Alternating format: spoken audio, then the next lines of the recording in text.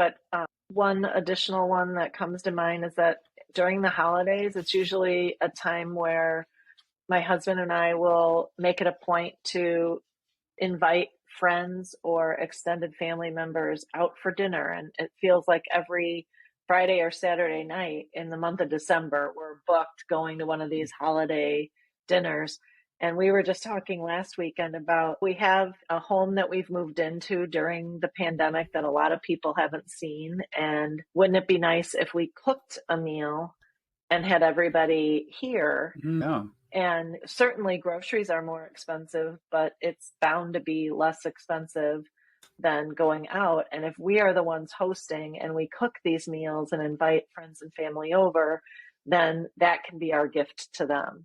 And if we went to a restaurant, we would split the bill or something like that. In this case, it's more about the company than the location. And in this case, we can cook for them, save them some money on some groceries, save them on going out, and get to still spend time together. So I like that. As, say, someone who would be on the receiving end of that and being invited to someone's home to go. Personally, I like it because then you're not feeling obligated to vacate a table for someone else, right? You can burn some more time, maybe have the extra bottle of wine. So I think as someone who would be the person I prefer to be invited to than to cook, because that's not a gift for anyone, that I appreciate those and enjoy those more than going out. I certainly like going out, but especially when you have a group of people and it can be noisy and sometimes you want to step away from the table and talk to some of the other people or the other guys or whatever it is, start up a conversation about golf. Those types of things can happen much more easily. And the other thing I might throw out there too is I know even in my extended family here,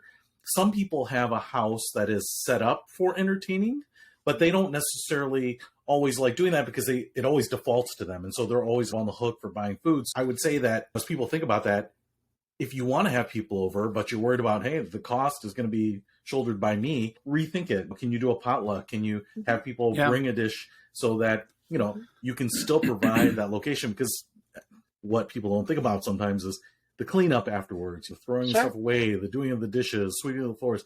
There's a lot of post-hosting work that happens for people. And so that can be a big deal. And it's easy, like I said, for me as someone that goes to a party or an event to forget that, man, I'm just leaving, going back home, sitting on my couch, but this person is going to spend the next day cleaning. So I want to try to share those as much as possible, especially when we're used to putting that burden on someone else. So I really love that. And I think that's a great way to go, lower cost, but personally a better experience.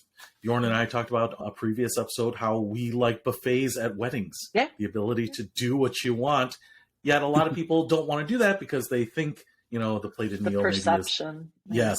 So I would definitely keep that in mind here as you're doing stuff. And just let me and Bjorn know what time we should be there, because we will certainly bring something. We won't come empty-handed, Jill. We're not Neanderthals. The invitation's in the mail. Yes, I can do ants on a log pretty well here. So delicious. Anyone have a peanut allergy? Yeah. So the other thing I want black raisins or white.